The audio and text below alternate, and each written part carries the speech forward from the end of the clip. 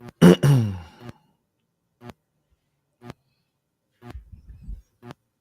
morning. Welcome, everyone.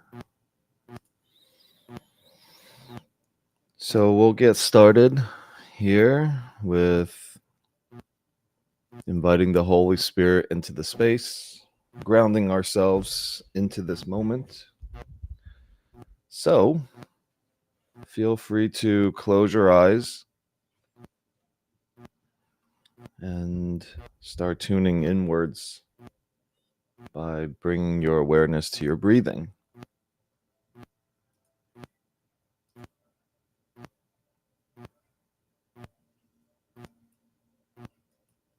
And not needing to control your breath, but just paying attention to how you're breathing.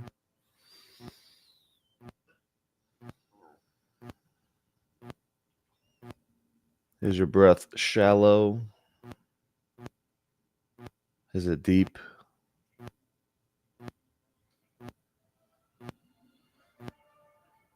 Noticing just areas in your body that is craving for the oxygen.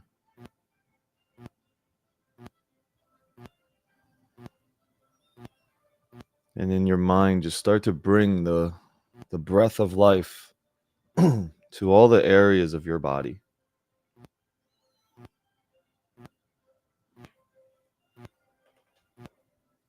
Letting it reach your fingertips. Breathing fully to the bottom of your belly.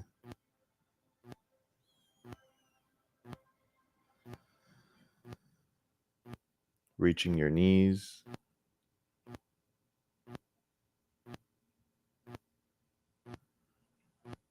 To your butt.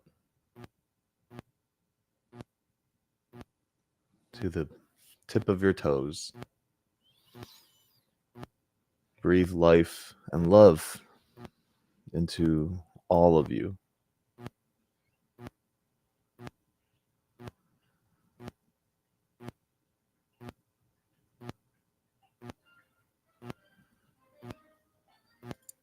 Bring to your mind a golden bright light now. You being at the center of this light. Expanding.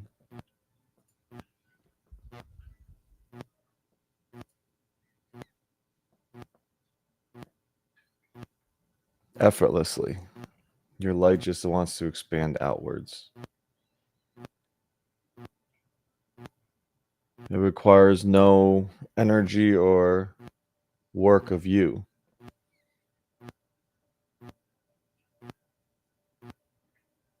You're not required to sacrifice anything when you're extending your light.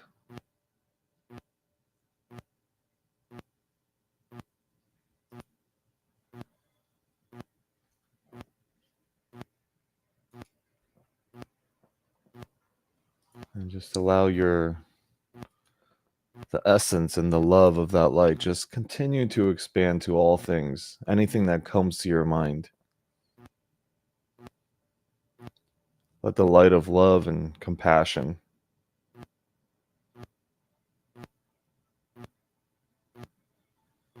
let it touch it.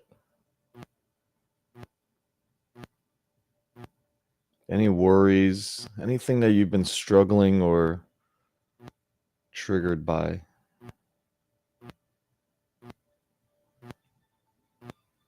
allow it to be lit up.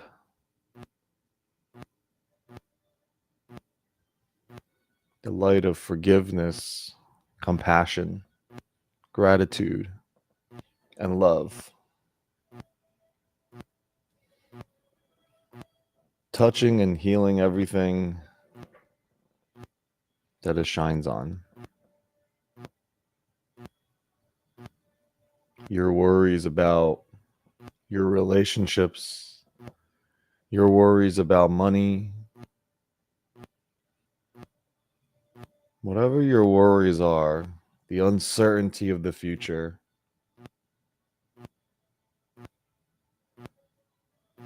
let the light give you a new perspective on it.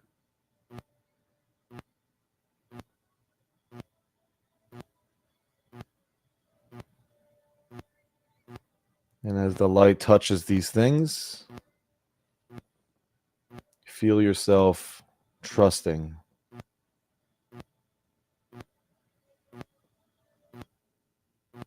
And with a sigh of relief, the burden of those things are given over to the Holy Spirit.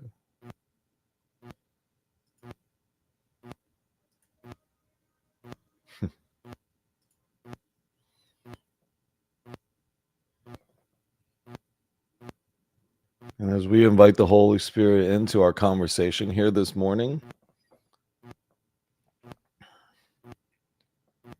we can trust also that the right people will hear this conversation. This energy will go out and touch those that we wish they were here to hear. They were here to witness.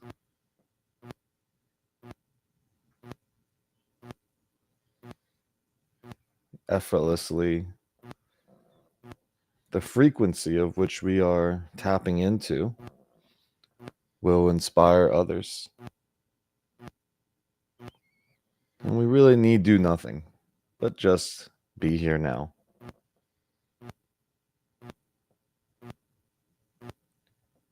So, with that being said,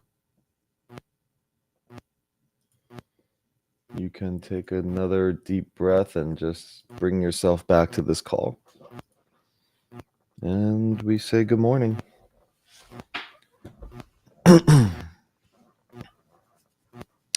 Be here now.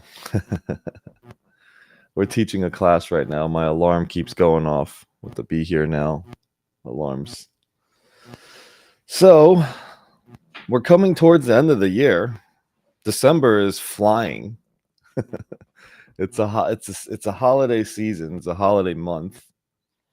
So I hope everybody is, thinking about celebrations. I know there's going to be a lot of family time again, right? We just came from Thanksgiving, and now we're going into all the other holidays that December comes with. So, of course, we're going to talk about our relationships, right? Our relationships when we're with our family, when we're with our loved ones. Oftentimes, those are filled with expectations and projections of the past. We can't help it. We do the same thing. We hold people to where we thought they once were. And family holds us that way. For a while, I was like, I wanted my mom to see me as this entrepreneur, this, responsible adult now, rather than how she and my sister saw me when I was younger, irresponsible, getting into trouble all the time, making money, losing money. So, yeah, the struggles of being with family, and also the love, right? Nobody gets you, and nobody will be there for you like your family does. And family doesn't just have to be the one that you're born into. Friendships are also family. Right? I feel like a lot of my friends and my brothers and sisters are family. We decide how we want to live these relationships. So today's topic, we're going to start talking about sacrifice. I was talking with a couple friends. They are Latino. And so I guess in the Latino family, and I think this happens with all minorities, sacrifice equals love. Parents go and oftentimes, guilt their kids or guilt others by saying, how much am I sacrificing? It's like they sacrifice, thinking sacrifice is love, and then using the sacrifice itself to guilt someone to say, this is how much I love you. Look how much sacrifice was needed. because sacrifice equals love. And that's the furthest away from the truth. The Course says that you who believe that sacrifice is love must learn that sacrifice is the separation from love. Ah, perfect. Marlene joins. This is the conversation I have with her. Hello, Marlene. So, this is a conversation inspired by our conversation, right? Immigrant families, a lot of times, including, we were talking about the Latino families, that love is sacrifice. That sacrifice is love. And we all have that illusion of this sacrifice is love. The more I sacrifice, the more it means I'm committed to the relationship. The more I sacrifice means I love you more. But it's a strategic ploy that the ego has to be able to be right about something later. I'm going to sacrifice now so that I can build up my evidence and my defenses for when I attack later, knowing that I need to defend. The Course actually says, you have made your brothers and your father and your sisters fearful. You are fearful of them. That's why you're building up defenses from the start. Even in our doing, when we do it from a place of sacrifice, we're waiting to project an attack with guilt later. And that's what the Course is teaching us, that we need to shift in our mind, that sacrifice is not love. Parents do this all the time too. That later I can project onto you that, I sacrificed this my whole life. Nobody's asking you to do that. That isn't love. That actually creates separation. How much do we hate when people throw that onto us? And then the vicious cycle. See, the ego creates this vicious cycle. Now that you've done that, the separation is created because now that it's done to me, I now have a distortion of you. And so the next time you're asking to do something for me, I'm like, no, not letting it happen. You're just going to throw it back on me. See, now the battle begins. I'm using the past to attack you. You're using, your sacrifice to attack me. And then back and forth it goes. It's who's going to break that chain, right? Who's going to break the battle, the division? And that's what this call is really about. Us taking full responsibility of the world that we see. Not to drag the past into the present. Because maybe we want to give people a chance to show up as a new version of themselves. Hey there, watching from Japan. Welcome. So, the Course, what is the Course in Miracles? That is this book, for those of you guys that don't know. One of my good brothers is actually starting a 8-week program. Actually, my mentor in the Course, he is he's starting an 8-week beginner program, making some distinctions about the body, the mind, Holy Spirit, and just, he taught me, and he got me into the Course and taught me a lot of the way to look at life. So if you're interested, you can just DM me directly or message me somewhere, even if it's on this chat. I'll link you to it, to him.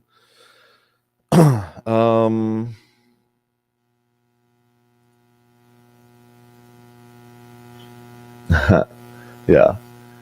And this is what the Course is about. It's about being reminded. These calls are a reminder. Because sometimes when we're not paying attention, when we're not conscious, we just throw our guilt around. Yeah. So if you want to learn more just distinctions and the teachings of A Course in Miracles. My brother Chris DeSanti is running it. He's one of my great mentors in life. So, where do we want to start?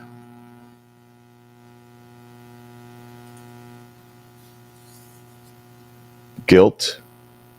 Guilt as a form of love.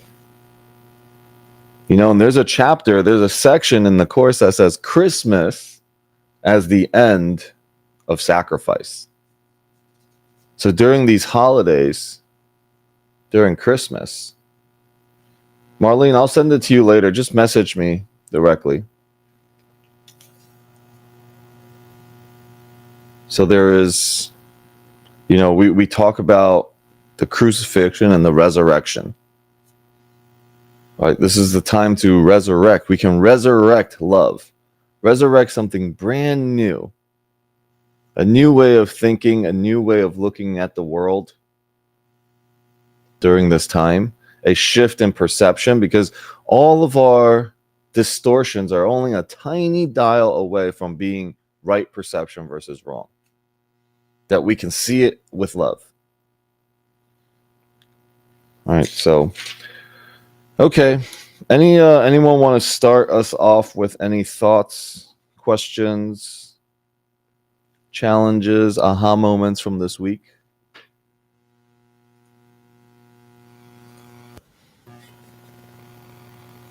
Feel free. I want to share. Yes. Yeah. Hello. Hello. Hi. So, is being, well, first, multitasking is being struggling. So stop multitasking. Just saying. My soul work is not working. So, it's being, and I hear you when you say, they come from the Latin family that you described. Mm-hmm. And it has been, my own programming is being taken a lot of years to deprogram that. And then at the same time, because my mother lived with us, is being, to hold that container for her not to keep perpetrating that to my children, right? So catching myself and catching her all the time and going back and forth like that. And now my beautiful husband, because he has a very, very, very implant about the sacrifice as well. This is a theme, in the Latin culture. I'm sure in other cultures as well. But what they throw in you and tell you, those things. I've done this for you, or have created this for you, and this is how you respond and everything. But I've been trying to navigate that with my children in the space of reciprocity, right? No sacrifice, but reciprocity. So, because my children don't have anything else but, to go to school and keep themselves, safe and all their accountability for themselves, the hygienes, the basic things, right? The basic things. And if we have animals, to help with the animals and stuff like that. And, how to approach them without, that to sound as a sacrifice. Like, I'm doing this for you. Like, for example, my son right now, he had a panic attack on Monday, my 11-year-old son. And it's being a lot for me about that, because I know it is because he doesn't want to be in the system in school, but at the same time he has this confusion because he wants to be with some of his friends that came from elementary school to the middle school. So saying that, his dad and I were doing, taking him to, this type of therapy that is very gentle, like craniosacral, sacral therapy that he he actually really liked it, so he support him. And obviously, the practitioner explained to him that a lot of things sometimes we have on the mind and everything, and how many brains we have. And he responded, "Oh, we have the brain that we all know physically, and the brain from the heart." And then he told him, "There's another brain." And he's like, "Oh, I don't know." And he said, "Well, we had another brain in the gut. We have another brain there." And then the emotions are filled from these different places, all their show from the feelings shown there, and then the emotions manifest, right?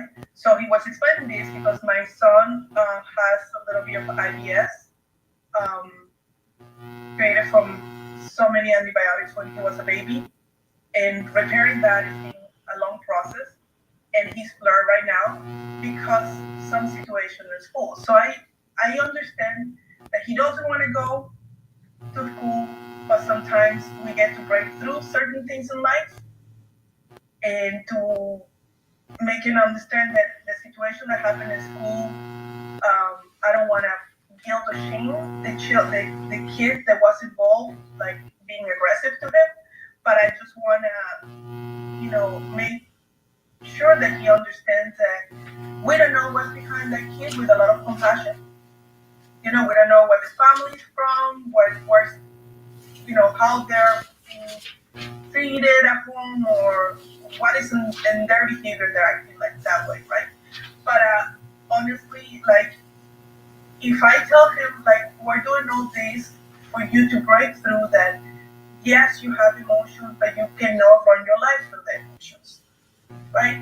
It's not a sacrifice, right? It's just there's that reciprocity that it gets to happen, right? If we're doing this for you to be safe in your own space, because we can be there with you in school. And then even offer, like, I can put you out of school and do homeschooling, but he doesn't want to. So then that's the reciprocity. So where we meet, that your needs get met and my needs, and the needs, like, what is going on around you, not my needs. Like, I'm not asking for anything for me, but for him, to teach him to break through certain things that sometimes stopped us or is making us be stuck. Mm-hmm. So same thing with my daughter. So she was in her freedom, going from friend house, sleeping every other night, every other place. And I really, some things that when I was little, she's like, you have a home, you have to warm to your home. You have your bedroom, so you don't have to be jumping into all your friends' houses, right? That's what I was told. But for her, I say that, like, freedom has a responsibility and accountability.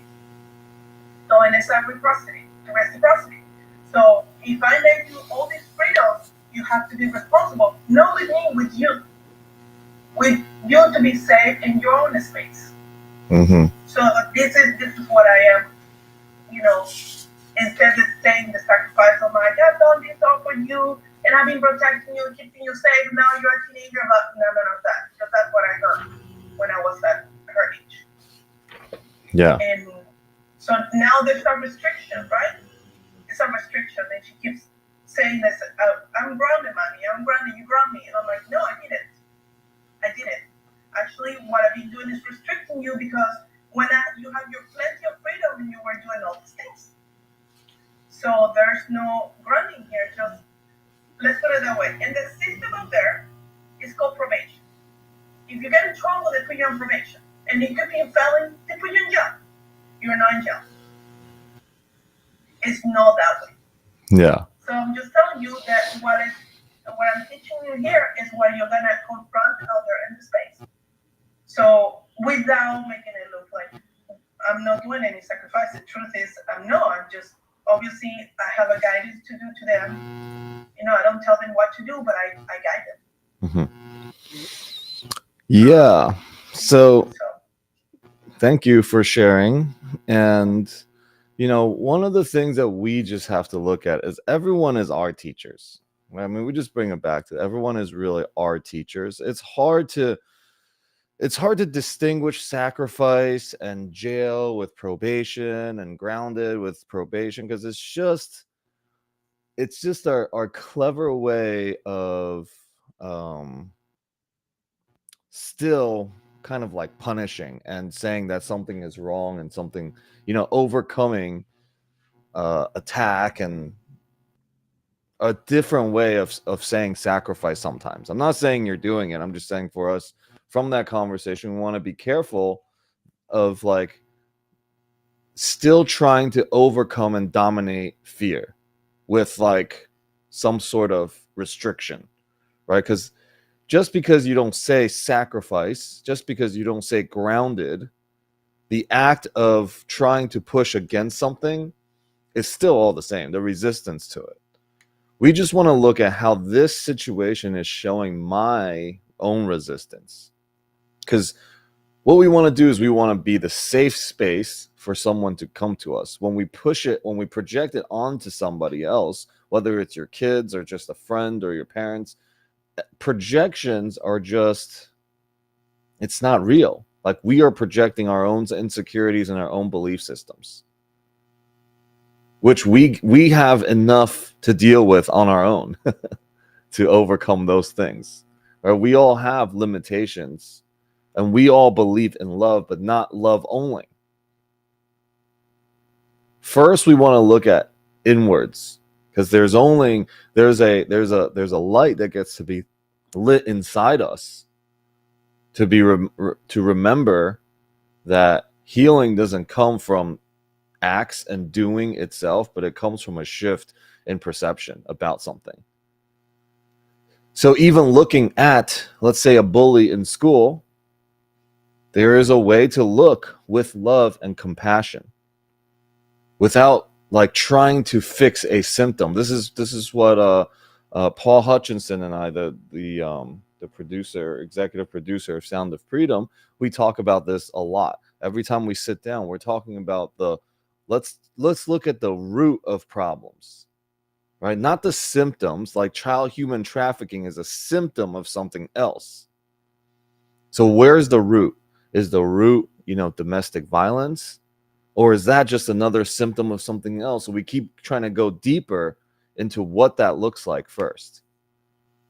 And when we look deep enough, first we have to heal it in our mind because we have to be careful of us projecting onto something else now. All right, so this is the work that we as miracle workers get to do. Is everything is done inside. The Course says that the only salvation is for really for us to answer that question ourselves. Is that each one of us takes on that responsibility ourselves. Let me see where that section was.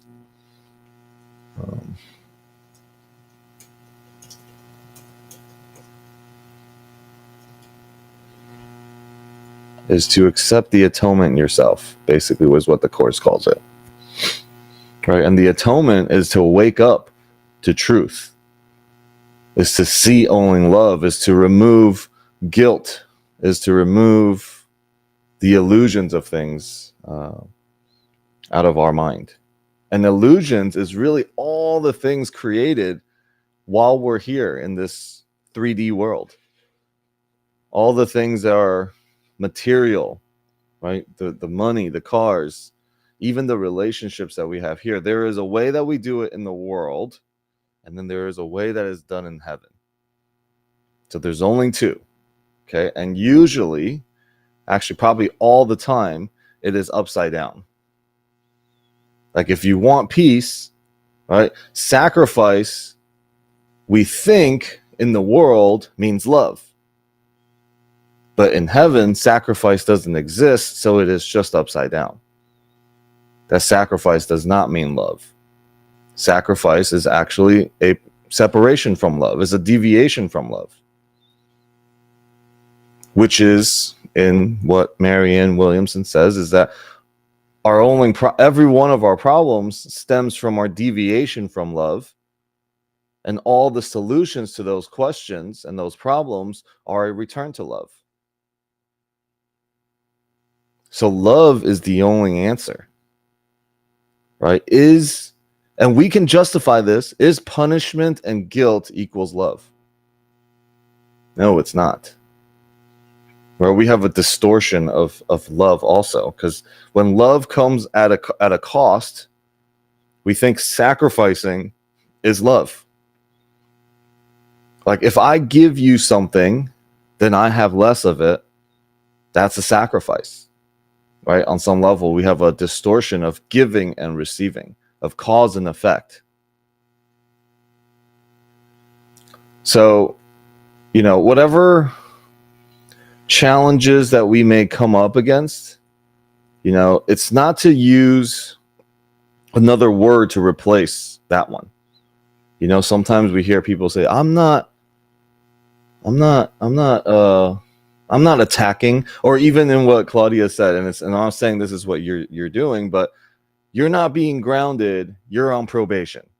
Like we just use different terms to cover up our own like projection of guilt, right? And the other thing is, remember the law of so there's a couple distinctions we want to just really learn. There's a law of expansion.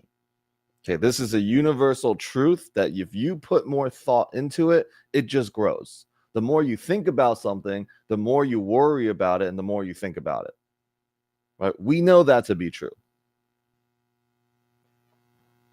I know, Claudia. I'm just using that as an example for me to share, kind of like make a case for. We use just different words of the same thing.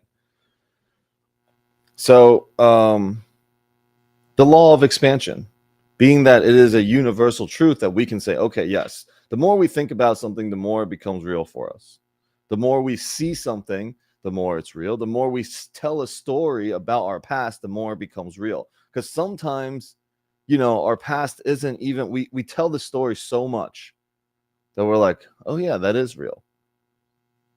Right. And it's funny. Sometimes me and Love would share some funny stories from the past. And I can't remember if I was the one who did it or if she was the one who did it. Like our stories, because we tell it so much and that story is real. So is it even real? And so the law of expansion is the more we give an idea to something, the more real it becomes. Now, fear, guilt, projections, the more, first of all, they aren't even real. They're illusions. If they're illusions, okay, that means it also applies to the law of expansion. The more you try to overcome it, the more you try to talk about it, the more real it becomes, right? Like if you're afraid of something, the more you try to say, I need to overcome this by doing something else, it only actually expands that fear. Right. So sometimes I hear a lot of, and I'm not saying it's bad or anything, but, like we got to go and do the dark and the shadow work. You just have to go through it. You got to pay attention to it. We're going to teach it. We're going to do more work on it. Just keep doing it. I don't know if you necessarily have to go through it. I know you will go through it regardless because life just puts it this way for you. Right. There will be a natural course of going through it. But it doesn't have to be everything we do is keep going through the dark work. Right? Let the light also teach you. And that's another aspect. We think we need to suffer in order to get to the other side.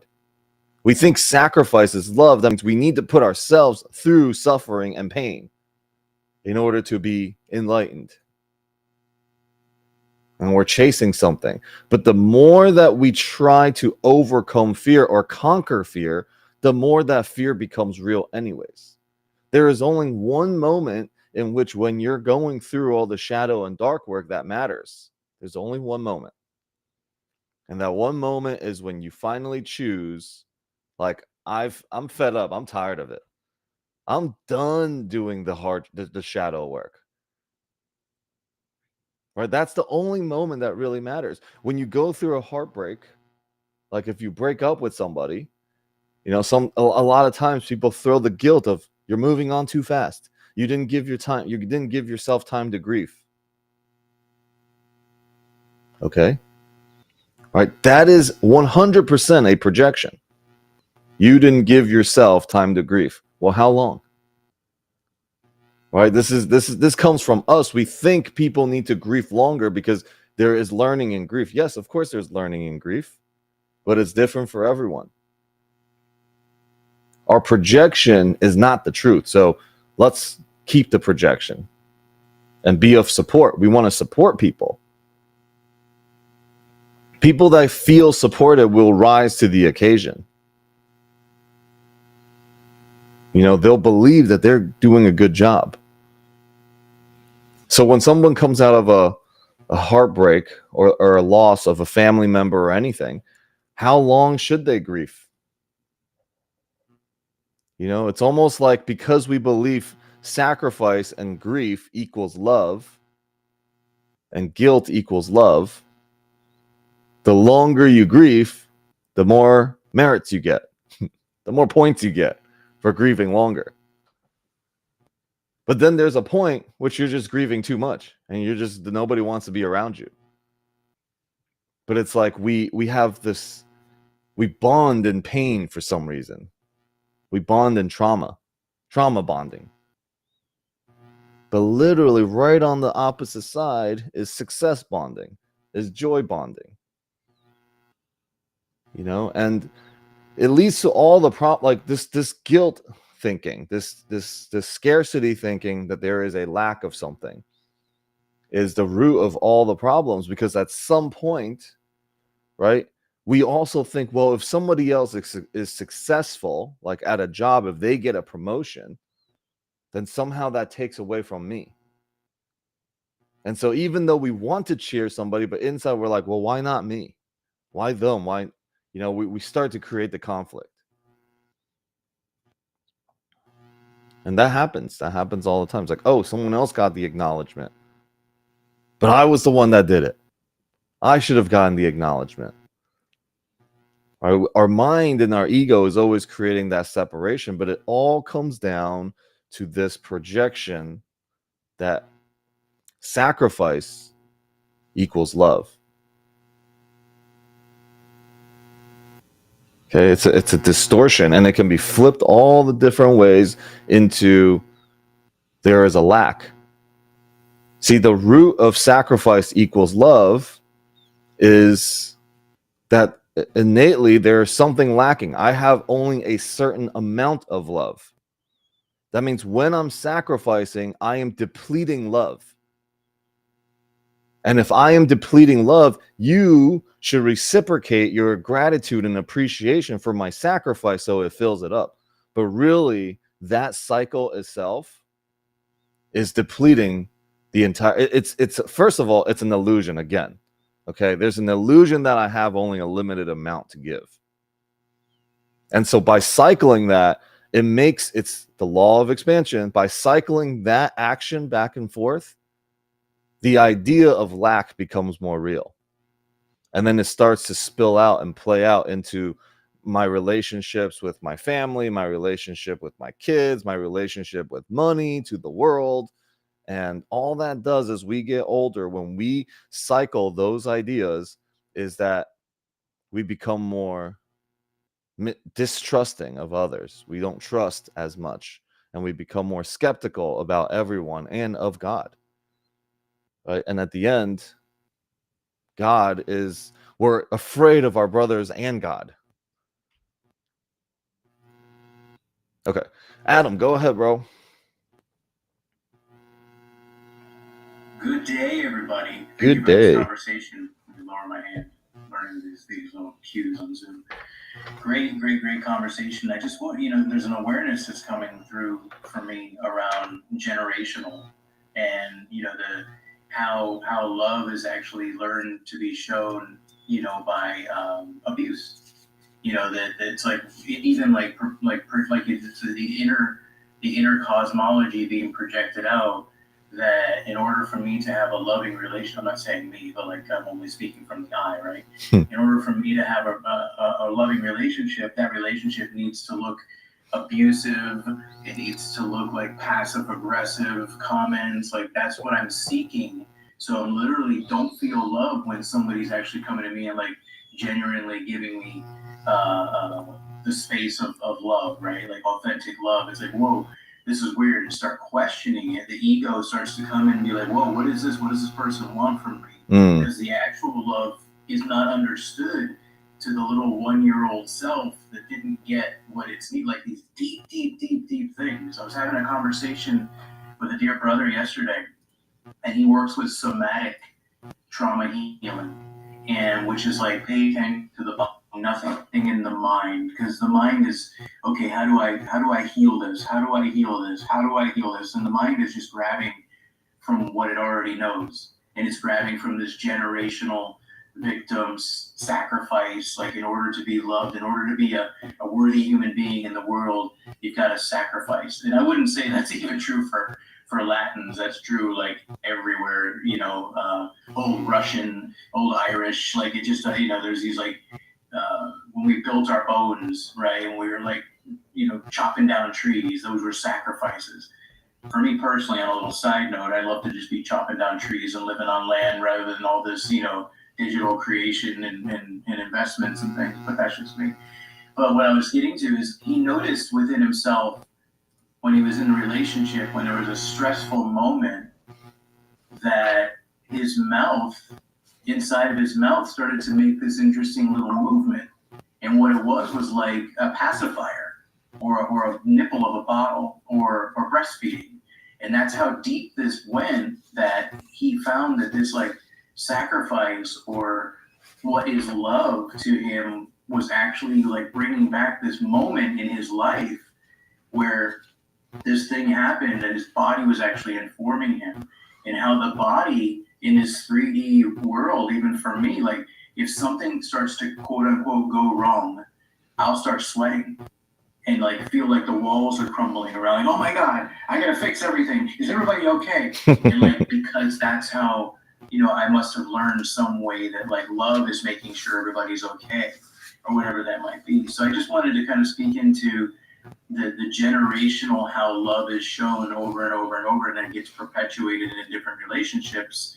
And then I hear people say, oh, every relationship I'm in, it always ends up like this, it always ends up like that, my children this, my children that. And it's really been quite liberating to notice and actually do work with mom, hi mom, about noticing the generational stuff and start to unwind. Wait a minute, I don't need to be loving by being passive aggressive. I can actually ask for what I need. And it's really cool because that, like, otherwise the sacrifice, what I'm not asking for what I need, I'm hearing as a sacrifice also through my own listening, right? Mm-hmm. So I just want to really say thank you, because it's allowing me to dive deep into this conversation and unwind some of those things of like what it is to sacrifice. Because I noticed myself too. We got 4 boys sitting around, and I'm like, if you only knew how hard I had to do this when I was a kid, you don't even know how good you have it. That's not how I speak, but like, it's that same thing. It's like, in order to be a worthy individual in the family, you have to work hard, right? And that is the sacrifice. So it's a sneaky little dude that comes in there and points fingers and projections all over the place, and it's been fun to play with. Mm-hmm. So thank you for this topic. It's spot on. Yeah, as it always is. Right? It's like just stuff that comes up for all of us, right? Because when me and my wife get into a fight too, sometimes it goes in, and this is what it looks like.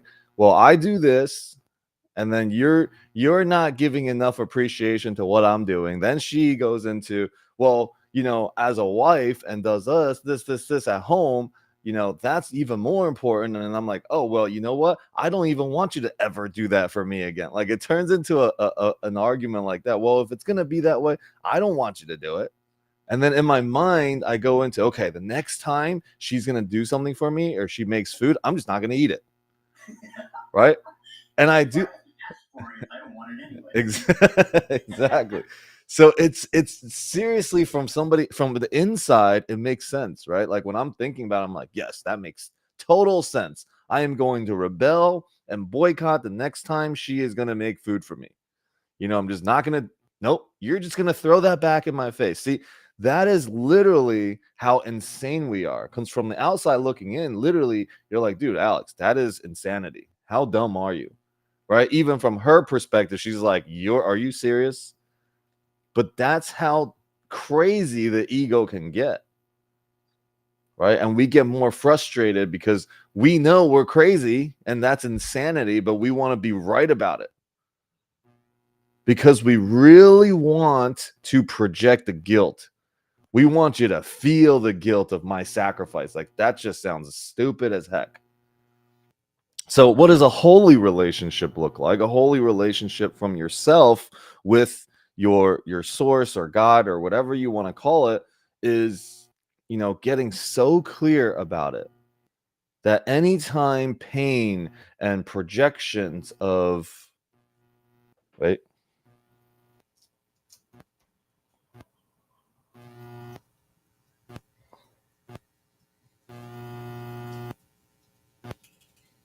holy, my Chinese name is actually this.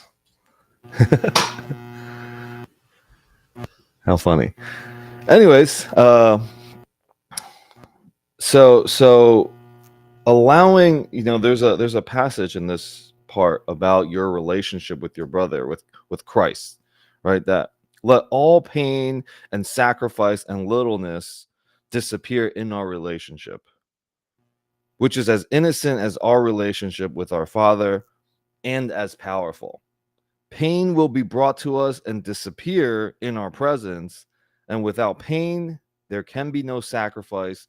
Without sacrifice, their love must be. So love is actually in the presence of, when there is no sacrifice. When there is no sacrifice, that's when love is present. And we all have those moments of extreme gratitude for something. That's where love is now starting to show itself. So it's literally a tiny tweak. It goes from sacrifice to gratitude and appreciation. This is why everyone talks about the importance of doing the gratitude work, like having gratitude. And the Course says, look, you need to have gratitude and you need to pray, not for God, but for yourself. God does not need your gratitude or your prayer. You do. So think about that. It's just to ground ourselves, to right thinking, let's call it.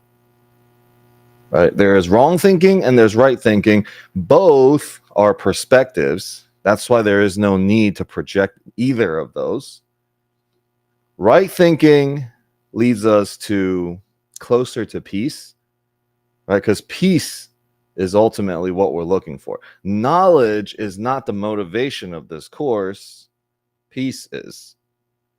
Peace is the prerequisite for us to return to heaven. Peace is the prerequisite for enlightenment, for the awakening, for resurrection. Peace is that. So whenever we look towards things, we a lot of times we're looking for enlightenment, to overcome and be awakened. But as long as you got a body, trust me, you're still sleeping. Now, can you have the choice is, do I want to have a happy dream and be a happy learner? Or do I want my dream to be rough and scary? Either way, you're dreaming. This is what the Course is saying. And you're in your body, you're dreaming. So seek for peace. Peace of mind is what you're looking for, because that is the prerequisite. That means in every single situation, peace is what I'm looking for. Peace of mind is what I'm looking for. I don't need to be right about anything. I don't need to defend anything. Right? Someone says, oh, your ACIM calls suck. Okay, cool. Like, I'm looking for peace. I'm looking for that interaction to lead to peace for me. I'm not looking to defend if these calls are good or bad, because these calls are really here just to serve me as a reminder. See, I'm using everybody here to keep me accountable to my own practices at least twice a week. Right? So we're all just on this journey together. Okay. Thoughts? What's everyone thinking? What do you guys anything coming up for anyone? How can you relate to this conversation?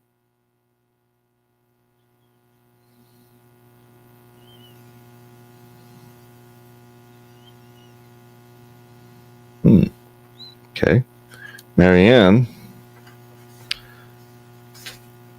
Character defects are not where we're bad, but where we're wounded. All right. Let's see what she has to say about this. Character defects are not where we're bad, but where we're wounded. That does not mean we're not responsible for them, but only that admitting them should not bring shame. We were born to become more perfect expressions of God, and facing our imperfections is part of the whole process involved in getting there. Often, our character defects have their genesis in childhood wounds, but it doesn't really matter where we got them. They're ours now. As we admit them and release them, we start the process of their dissolution. There is nothing God cannot do, including lifting me up from the depths of my despair. Wherever pain I might feel, he both sees it and understands it. As long as I will show him my wound, no matter how ugly the face it takes in me, he will heal it, for such is his love. So, we are always trying to, we want to learn. See, our relationship with God or our relationship with Holy Spirit is always one that we can learn from in how we relate and do our relationships with others. Right? I see the pain and I understand the pain, but I need really do nothing but to be a space for you. Right? God isn't doing anything for you, but can show you that he understands and he sees it, and it's okay. You are still safe. So for the way that we do relationships, but it doesn't matter who we're in relationship with, can we just be simply a safe space? And that safe space begins with the practice of relinquishing judgments, right? Because what happens a lot is when people start, and this goes back to our trauma bonding, when people starts to talk about issues, let's say a sickness in the body, or what are those called? Like a unhealthy relationship. What ends up happening is it triggers something in me to think about the times that I've had unhealthy relationships, and then I start projecting my own stuff into it. Rather than, yes, I see and understand where you're coming from, and then trying to help returning to love. Because at that point, they are deviating from love, and they're talking about their deviation from love. Instead of adding my own deviations from love, how do we return to love? We return to love by saying, brother, sister, I got it. I got you. I'm here for you. Whatever you need. That would be a space that you create. Right? But oftentimes we just go right. We join in on that deviation from love. Instead of returning to love, we join into trauma bond. And then our stories become more real. Because the reason why we are even joining in on that conversation is because we actually want to prove ourselves right in the way that we got over it. If we even did. But we didn't. If we're still so interested in joining in that attack or judgments or guilt or shaming or promotion of lack. Because usually, probably all the time, any of the trauma bonds that happen is to project that there is a lack of love somewhere. And also where we should withhold love. Okay, we want to be right about where we withheld love. And so even in that conversation, it becomes a join me in being right about where we're withholding love and where we should withhold love. But the way that the Holy Spirit would teach us and God would teach us is see it, understand it, and just be there as a safe space. You know, me and my wife actually have a little thing. Sometimes we remember to do this is hold the basket. Okay. I don't need you to correct me. I don't need you to fix me. And we hear this all the time too. Don't try to fix me. Don't try to fix these things. I don't need you to fix it. I just need you to listen. As a man, we're like, what do you mean? We got to fix things. And the woman's like, you don't need to fix shit. I'm just going through something. Just hold the basket so I can just keep throwing shit into it. And we're like, oh, I don't get that. All right. So just be a safe space, be a mountain of safe space. And we all have that ability to be that for each other. All right, so let's see. So true. It's because we want to find a common ground with people to show we understand, so helping them get out of this space. Trauma bond. And we want people not to feel alone, so we share our experiences. You know, it's not, we use that we don't want them to feel alone, but really we're using that situation so I don't feel alone. That's what's really happening. Whenever I feel a need to project something, it's because I actually want you to join me. You know, now you've gone through it, so let's join in together to make this more real, to make our withholding love more real. The boundaries that we're making, you know, the stuff that we're creating.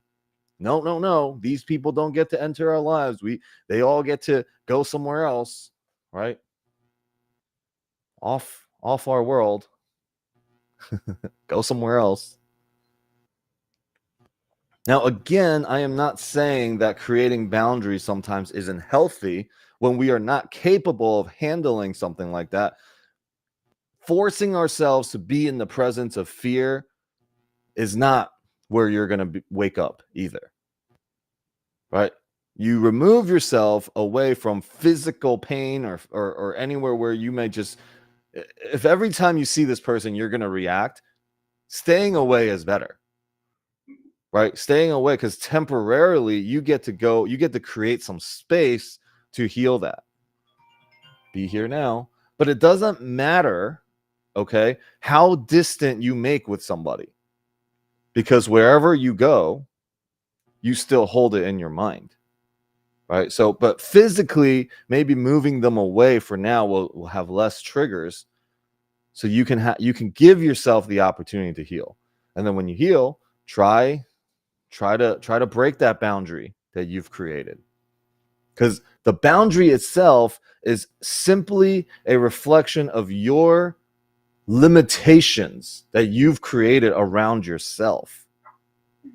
That you've created this limitation and boundary around yourself because you're like, I do not have the capacity to handle that. But you do. That's the thing.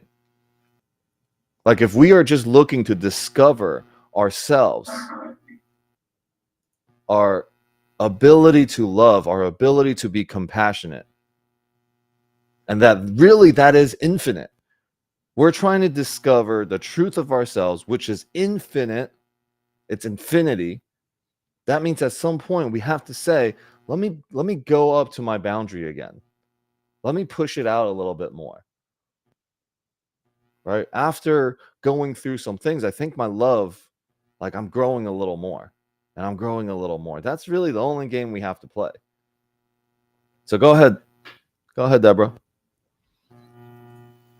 Yeah, what comes up in this part of the conversation for me, Alex, is the dealings with my adult stepchildren.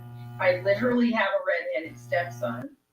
He's 30 or close, and an older stepson. The stepdaughter and I get along like I birthed her. It's and in the way I mean amazing and close and that sort of thing.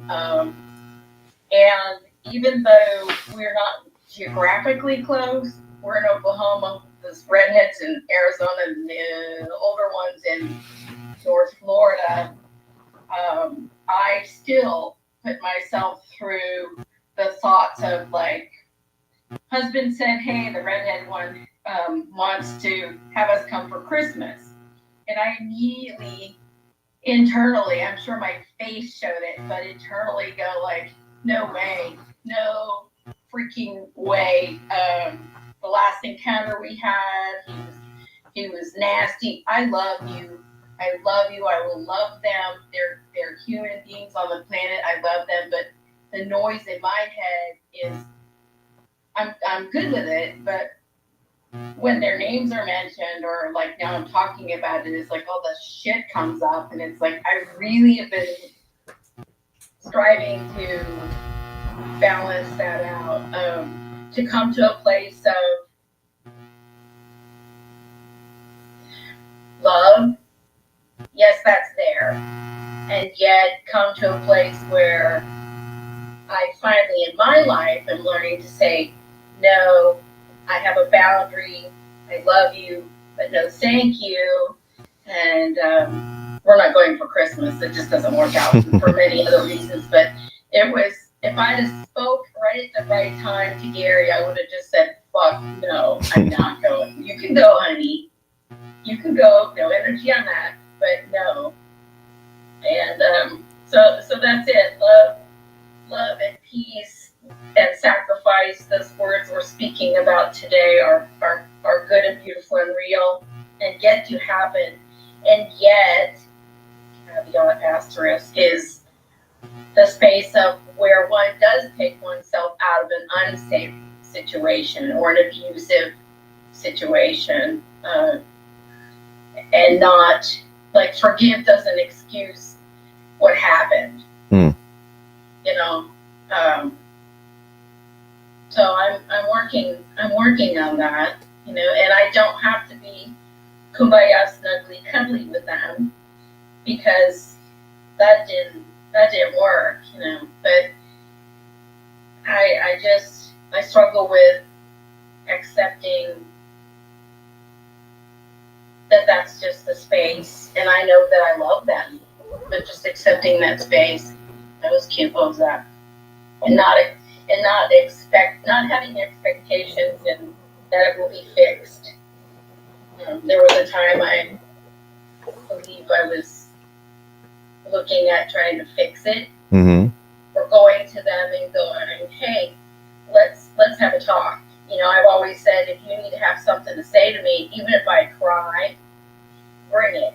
Let's clear this up. Let's at least leave with a handshake, if not a hug, and continued relationship. You know, it's the clearing situation. If you know, you know. And that hasn't spoken to me either. So I know that I am not up to forcing it. I've lived long enough to know that doesn't work. And it's on them, to use my husband's words. It's on them. Yeah. And then I have this expectation, bad wrong word. It's okay. Gary, it's your kids. You need to fix this. You need to stand up to your wife and say, look, you can't be treating her verbally the way you treat her. She's done nothing to you. So I kind of have that, where's my hero? Kind of, you know, I can be my own, but it's nice to have, when you're in a relationship, it's nice to have you guys be our heroes sometimes. On that note, I love you. Oh, Bye. yes. And thank you for sharing that. You know, those are, you know, personal things. When we share personal things on these calls, it just shows, you know, it actually invites a new level of relationship that could be formed here, right? It creates safety. It actually creates safety.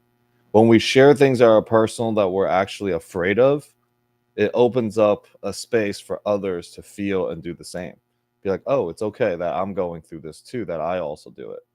Right. And that's why I share a lot of, like, you know, in the beginning, my wife and I would not, my love would not be okay with how I'm sharing. And then we just, that's just a space for us to have the conversation, you know. And she's like, why are you talking about all this stuff that I'm doing? Now it's becoming to be like comical for us, right? Because I'm bringing it up here, it now starts to dissolve. It doesn't have the heaviness that it once had, right? It's like, don't air your dirty laundry. Well, it's just laundry. It's not dirty.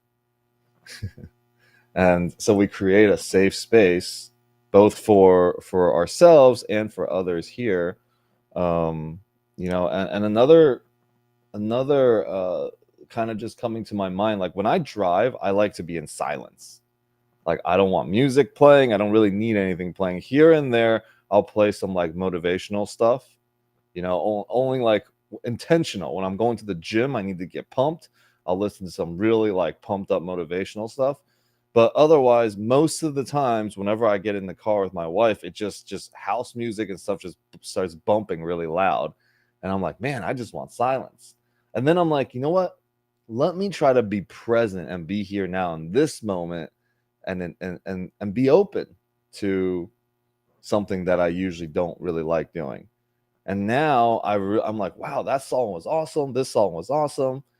Yeah, and now I like it. When I get in the car with her, I'm like, yes, okay, this is now time for us to bump, and we actually we now bond, right, in that way too. Like I'm okay. I like the music that she puts on and stuff. Instead of being stubborn, right? In my stubbornness, I don't give it a chance. But when given the chance, it's actually pretty cool. So there is, wherever that kind of leads for you, where are we stuck in our ways, right? Not giving this moment a chance, not giving this person a chance.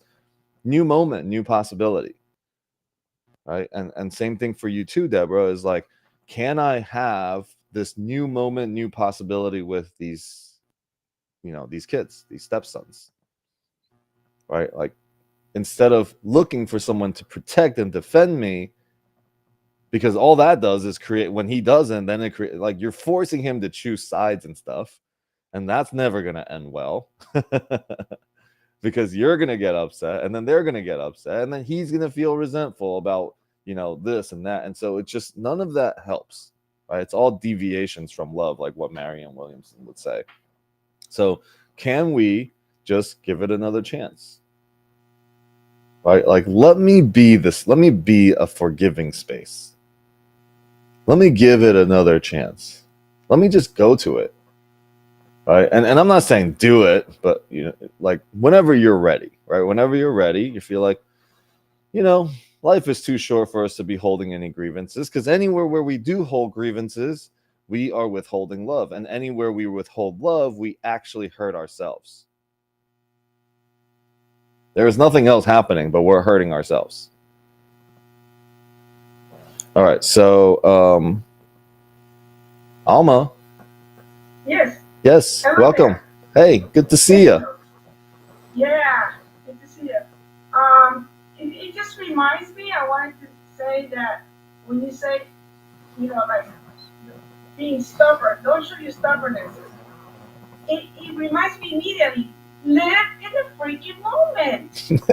Just live in the moment.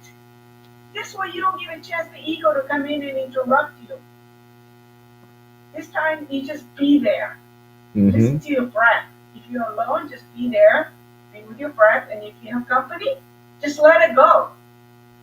So that's what living in the moment is about. It's very hard. Eckhart Tolle, he told us, he wrote the damn book about it, So it's not easy, but we need, it's good to practice, and this way we don't have to fight with the ego, Mm-hmm. That's Yeah. all for now. Oh, thank you. Thank you for hopping on and chiming in and sharing. Anyone else want to share perspectives and things on that? Claudia. Hello, everybody. Hello. The conversation is just way too good. Thank you so much. That share that just occurred. Thank you for that reminder. And that's what's so great for me, bringing it back to go to some shame. Bringing it back to peace. Alex, when you were mentioning about peace, finding the peace in the moment, and I was reflecting on that, and I think we're so the tendency as human beings is we've been so programmed to bring our attention out, right? Like, what do I need to do right now? Who do I need to serve right now? What am I doing? What am I creating? It's like all of our attention is going outside of ourselves. And then we're waiting for other people, right? It's almost like I'll find the peace once I'm in peace in this relationship, or I'll be happy once I have the money I need. And like, there's always something in the future that is the promise of the happiness and the joy and the peace. And to me, enlightenment is like remembering that we have everything we need in the moment, and that there's nothing that we need outside of ourselves. Mm-hmm. And so I have a quote that I actually would like to share. Please do. Let me go here. Okay. If there is peace in your mind, you will find peace with everybody. If your mind is agitated, you will find agitation everywhere. So first find peace within, and you will see this inner peace reflected everywhere else. You are this peace. You are happiness. Find out where else will you find peace if not within you. That's a quote by Papaji, and it was a beautiful reminder for myself. I'm sharing this for everyone, but it's really for me. To remind that, and being in the moment. Thank you again for that, and let's carry this peace forward. Thank you, Alex. Yeah, thank you. Thank you for that share. Yeah, so the chorus says, love is what I see because love is on my mind. I see God everywhere because God is on my mind. So that's that practice that constantly gets to happen with everyone and everything in our life. So, okay, Deborah, did you want to share something else? Your hand's still up? No? Okay. Jacqueline, hey, my friend. Hi, this is so timely. I'm like laughing with the camera off because my mom and I came home. My mom was having surgery today, and it was like the minute I got home, she was like on top of me, and then she turned around and she was just like nitpicking, like, Jolene, why are all your suitcases everywhere? And I started laughing. So I was like, I just got here, Mom. It's like, hi, welcome home. And it's so funny because Saturday morning she came in, she's like, why are your clothes still on the bed? I was like, Mom, I came in Friday night. It's Saturday morning, like, take a deep breath, right? And I'm like getting poked like a little bear, right? And it's so funny because I kind of had a very ironically similar conversation about family dynamics and like life. And I was like, Mom, I'm almost 40. I'm a little bit old to be nagged and like mothered, and I understand your choices and your desires, and I've had all of like 3 waking hours in this house. I appreciate some compassion. It was really funny. It was like the most.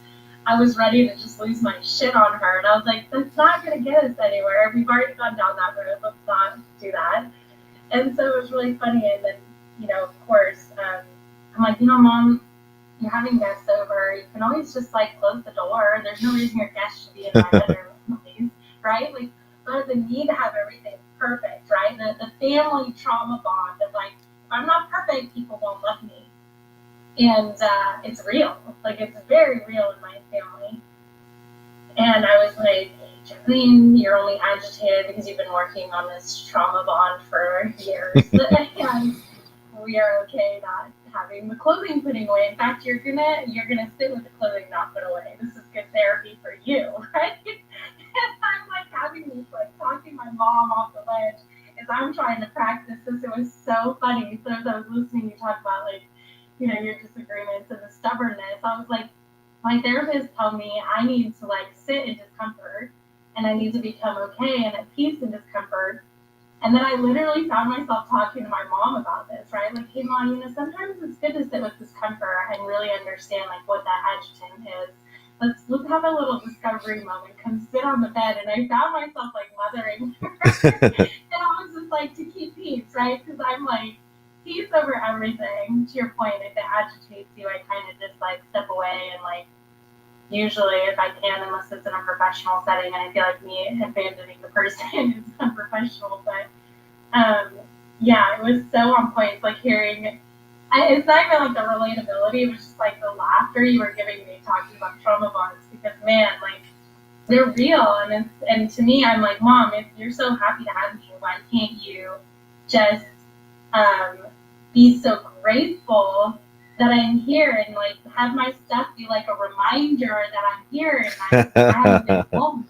I haven't been home in a year and a half, so why isn't this like an endearing thing that as long as my stuff is here, I'm here, and you love me, and you're excited I'm here. You know, I tried to like get her to shift the perspective. Like, this is what I've been having to do, right? Everything is in the eye of the perception, and so it was super funny. So I found myself having a very similar moment. Like, Mhm. okay, Mom, let's have a conversation about this. Like, you're almost 73, girl. Like, when is enough enough, you know? And he's over everything, lady. And so I found myself talking myself off the ledge, and her, for different reasons, ironically, because I'm not bonded to perfection anymore. I'm actually probably the first person to be like, whatever, it is what it is, and throw my hands to the wind. But yeah, this is a great call, and I find myself relieved as I dropped her off to the surgery office this morning about like, oh God, here we go. That's listen to how painful everything is and how she's a victim, and it's funny. So this is so on point. So thank you. Yeah, so it's great. I mean, it gives you guys an opportunity to connect over something. Now, the I guess the extra step would be it's only for us. The moment the ego says I need to go now coach someone and give someone else a perspective, we are completely lost again. 100%. Yeah. So 100%. but like as we even like have the conversation with yourself about what you're going to say to the other person, and then you will see like, wow, that's exactly what I needed to say to myself. Can I now, coming back, it's been a long time, why don't I just appreciate the perfection that my mom is after, and all of that? Like, why don't I love that instead of bringing my new awareness of things don't have to be perfect, just appreciate, right? It's like we're really just talking to ourselves all the time. 100%. Yeah. It's like a nonstop talk, right? Uh-huh. But yeah, no, it is a great question to ask. You know, I think it's just because it's so fresh that I've been kind of like trying to release a lot of stuff from my family to find exhaustion. Mm-hmm. But yeah, so it was like, oh God, hi Mom, nice to see you too. I love you. That's what I said on Friday night. I was like, hi Mom, it's lovely talk. Love you. Yeah. I don't know. It's just funny. It's funny. And her mom used to do the same thing. So I'm like, oh God. Chain, breaking the chain now. Yeah. Like I'm like with an axe trying to like bowl cutters. Like, let's get rid of this now. Yeah. So again, look, the fact that we feel also like we need to break a chain means something is wrong, and that's the correction I guess to be had in our mind. Because the real way to break the chain is now to see that there is nothing wrong, to come to peace with the entire chain itself. That's how we break it. It's not by going from perfection to a complete mess, and then let's just do that, and then the next generation comes and goes, man, you're a complete mess, and then now I need to be a perfection, and then just comes back and forth like that, right? Because nothing's really happening. It's just like, you're doing it wrong, and then this is how I'm doing it. Because you did it this way, I'm going to do the opposite, and we just go back and forth, and nobody is finding that like real way to break the chain is, let me just see this entire thing and laugh at the fact that everyone was just, so in the ego, and I'm just going to release all of it, right? There is nothing wrong. I was laughing. My mom's like, why are you laughing at me? It's so disrespectful. So that's why I had to like share. Yeah. So I was like, this is going to spiral quick. Yeah, exactly. Because look, whatever we do, people, because if you can't see love, you will always see it as like you're skeptical about love. We get, like Adam was sharing earlier, like, wait, why are you trying to do something for me? I don't want it, right? Like, we're skeptical about people So then we believe that people are out to attack us, including our kids, right? And it's like when they laugh, it's like, why are you laughing at me?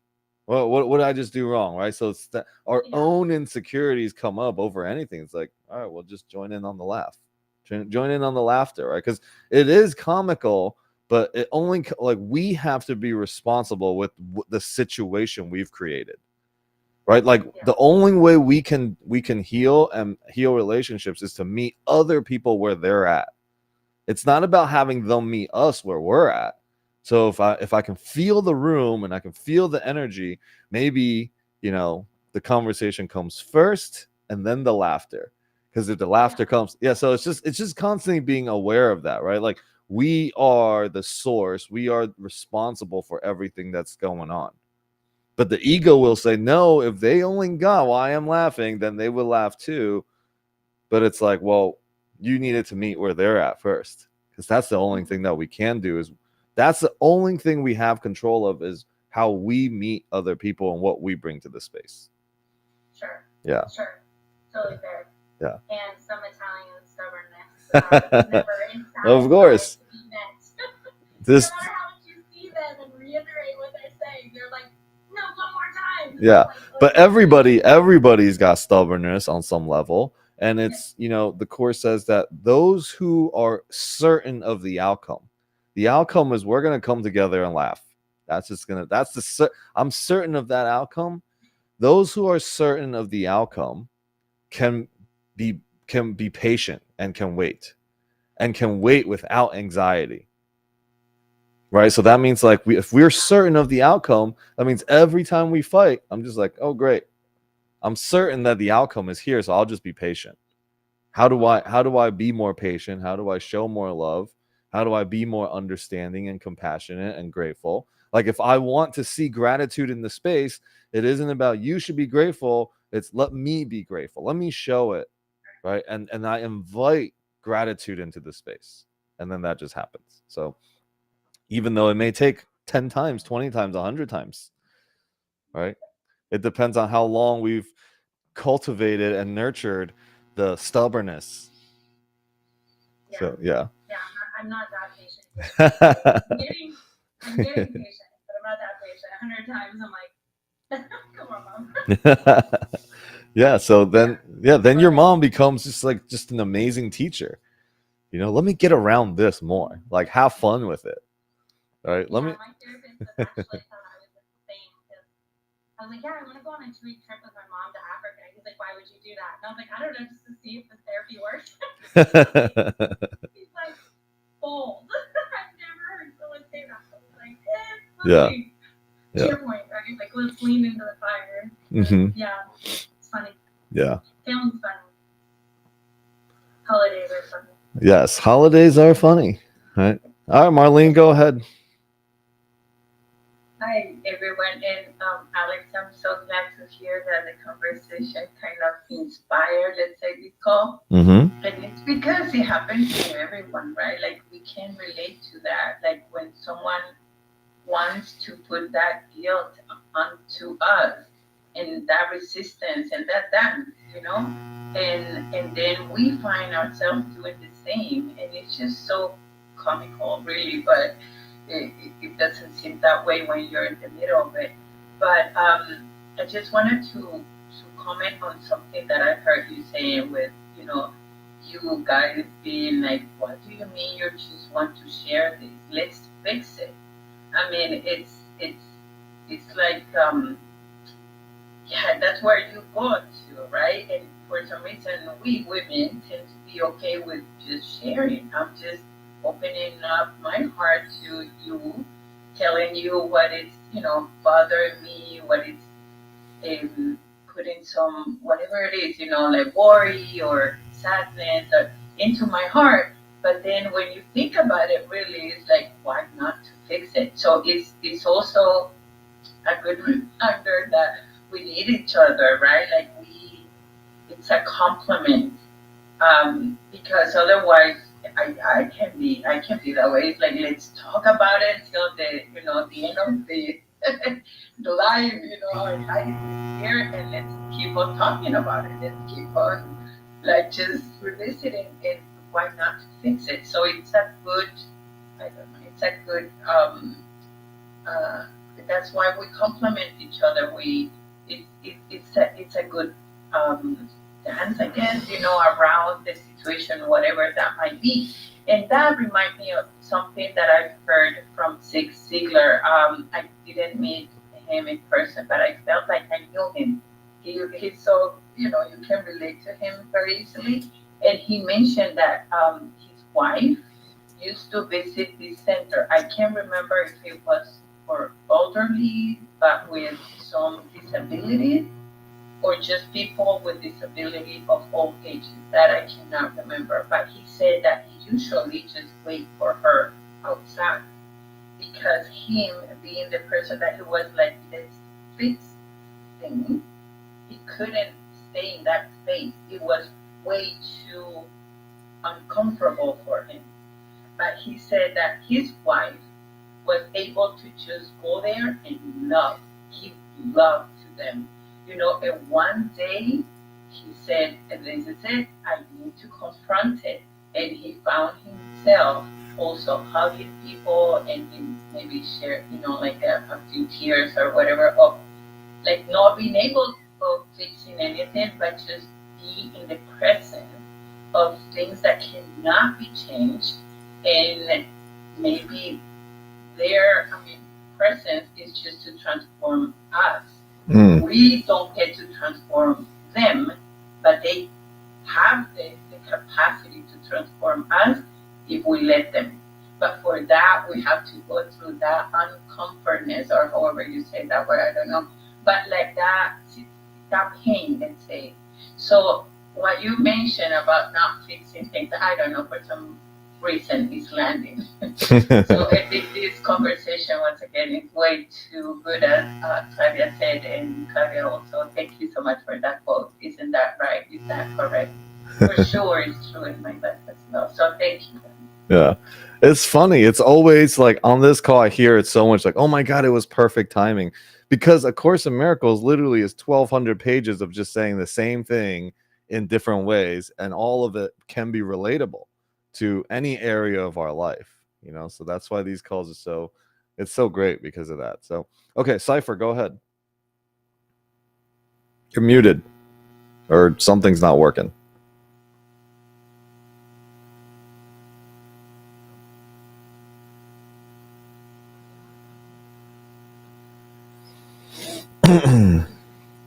Well, AirPods? I don't know. Can't hear you.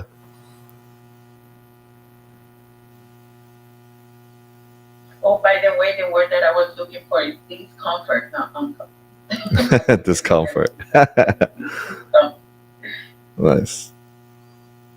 Okay, so while Cypher's trying to get his mic to work, we'll just kind of bring this back to the conversation of sacrifice with A Course in Miracles. Right, so the Course says sacrifice itself is actually entirely meaningless, but it is essential, like it's an illusion within the world's like framework. All right, so in order for us to view sacrifice correctly, is that the idea of sacrifice is just a lesson in our world. Okay, so as we put, the way that we get rid of illusions is we place another illusion on top of it, so both illusions fade away. So our perspectives, right? Our perspective about sacrifice is love. Then we place the things that we sacrifice as illusions. So normally what we sacrifice is we're sacrifice things in the world, like worldly things, which is like, money, power, fame, physical pleasure, like all things that are kind of tied to the bodies of the world. But if those are nothing, and then sacrificing nothing is really now placed on top of each other, the idea of sacrifice kind of starts to fade away. So this is what the Course does with all of our illusions, is we place one illusion on top of the other so that both can fade away. And what remains is love. What remains is truth. Okay, so kind of just bringing that all back together and summing up today's call is that sacrifice is not love, but actually sacrifice is a separation from love. And separation, or what Marion says, the deviation from love, the solution to that is a return to love. Hence her amazing book. Yes, now we can hear you. Great. All right. Thanks for this call, my brother. Yeah, thanks for being here. What I was going to mention is that I'm prisoner of my own illusion, and most of us are, and that those illusions, to be in darkness, all we have to do is turn on the light. But a lot of people say many beautiful things, but how do you get them done? That's the thing. How do we take action into doing those things? Because inspiration is amazing, and we can all be inspired. And I think discipline, doing something every day, just doing it and doing it and doing it again, even if it seems like nonsense of doing the same thing, those things create a big emotional strength, like some type of internal muscle. And I was reading that book that you recommended on the coaching that we have, The Gap or the Gain. And it's so amazing how like we focus on the gap mostly than the gain. You know, we are always thinking of what we are lacking. And like the guy said, in 3 months, he got to a level and he saw that he didn't get to where he wanted. And he's looking at the gap, not at the gain. So the love that we have, the protection that we have, all the things that we have in this amazing life, like we have this body right now that we can move, think, we can create, and we have 60% that we cannot control, which is our ancestors and all of that stuff that comes from the past. But we have the ability to be happy. We have the ability to come to places like this, to share ourselves, and to know that all we need to do is turn on the light where there's darkness. Mm.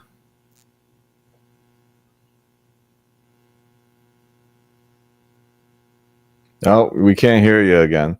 But that was a great thing you just said. All we have to do is turn on the light where there's darkness. Darkness requires constant reinforcement. Okay, it requires constant evidence and constant defense to keep an area dark. Light does not fight darkness. Light just is. Where light shows up, darkness automatically disappears. All right, so look at how diligent we are to keep things dark, to keep things away from love. What we want to be right about, we have to keep patching up the holes, because light is always going to shine through. You know, light is showing that doesn't exist. All you got to do is look towards the light. We're like, no. This does not work out. My mom is like this. She's always a perfectionist. You know, we keep building the barriers. We keep reinforcing it. Right. So those are just examples of things that we do. And I probably do, and I definitely do it in a lot of areas. So it's about illuminating that thing which we get to stop reinforcing. So once we stop reinforcing one thing, we actually can see where we're doing in all others. And we're just like, all right, screw it. I'm no longer going to be, reinforcing this thing that I've created. All right, go ahead, Adam. And then we'll just take us out. This will be the end of this call here this morning. Please take us out with some more nutcrackers. I felt like Clark Griswold. I was putting up all these lights, on the front, and there's not even that many. It's not like a Clark Griswold house, but the freaking fuse keeps popping, and I'm like, okay, what would you just do? Or didn't have lights, it wouldn't matter. He's like, wait a minute, you're putting lights up on my birthday? What the fuck? Two things I heard, and I just, they're landing for me. And the first one, Alma shared, and it was around, just be in the moment, right? And then Cypher was sharing, just turn on the light, right? So to me, those two things are sort of saying the same thing. And, with an understanding with the context of the course that it's all, everything that I'm seeing outside of me is a messenger coming in. But I'm also asking, like, when there's moments, if I walk up to a friend or one of our children or whatever and be like, what are you so upset? Just be present. They want to smack me in the face. It's not accessible to them in that moment. So like just the mindfulness around that can actually come off as almost aggressive or condescending, to be like, but just be here now. Like it's all just good when I'm in that place. But like when I'm like getting ready to put my fist through the drywall, which used to happen many, many years ago, but Alex, you've shared, and somebody comes up to me and says, but just turn the light on. There's like another fist going through the drywall. So like what it is to be in that daily practice, and the reminder that you said about these calls being holding you accountable to your practice, so that the light and the present moment awareness is not so far of a gap from this current stressful moment. Because I myself have had some moments over the last few weeks that I'm like, I know that all I gotta do is turn on the light switch. I know that I gotta just sit with some like incense on, or just have my cup of matcha and do all these spiritually inclined things, and it's all good. But yeah, you like that, Jack? The 3D aspect of things is like trying to pull me out of that inner peace. And like what Claudia said, it's like this kind of bookending, seeking that happiness and that peace outside of myself. It's like where it's like, okay, let me not be so concerned about turning on the light because somebody else is in some kind of a disharmony or in their discomfort, or even feel the need to go up and be like, well, why don't you just be here now? Because that's actually me being uncomfortable about their experience, right? So I was just wanted to share that how important it is that I've had this huge lesson of being in my practices in order to keep that gap, tighter. From when I veer off in those detour signs of getting into the being right about things being so fucked up, whatever it may be.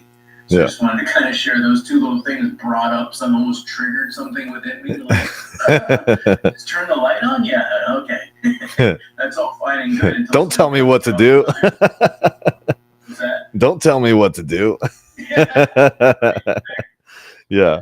When we're seeing red, it's all red. It's always red, right? And then we just have to, figure out a way. It's only we can do it for ourselves. Only we can remove that red filter, right? That anger filter, that attack filter. Only we can do it. So if that's the case, then if you're going through it, only you can do it. There's nothing I can do for you. But if I come to you and I press and I start going into coaching and fixing, all that does is make you more right about it.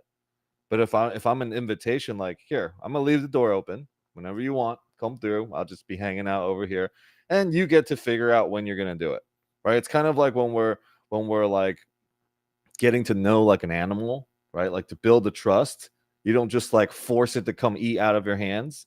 You got to sit there with your hand open with the stuff on it and let the thing go back and forth for like a long time, and then it comes and then it'll eat out of your hand whenever it feels like, all right, I'm done being silly. All right, I'm done not trusting. And that's really how we really should be with each other. Is just, here, I'm always going to be here with my hand out with the treat until you decide that you want to come. But if I go and try to force it, now I'm chasing you and you're running away, and it's like it gets all crazy and we waste a whole bunch of time. All right, so anyways, great analogy. Thank you, Adam, for bringing us out with that. Again, remember, ACIM 101 with Chris, my mentor in this space and in the whole medicine space, everything. He's going to be doing an 8-week just distinctions of A Course in Miracles. It's very good for just kind of like understanding the basics again. I will, depending on the day and the week that he's doing, I'm going to try to attend it myself as well. Yeah, so let me know if you're interested. Message me outside of this and I'll connect. I actually don't have his link or anything. I was unprepared for sharing his thing until he told me this morning, hey, if anybody that wants to go through the beginning, I'm going to do this like a 101 course. I'm like, okay, cool, I'll share. All right. And the last thing is, it's coming up to Christmas, and I am buying gifts for 20 kids in the foster kids space. If you guys want to participate, I don't know, let me know. We can all donate together, but I will actually physically have to go out and buy all the stuff. So let me know if y'all want to donate to that cause. All right. Peace out, everybody. Have a great one. Enjoy your Wednesday. Goodbye. Thank you.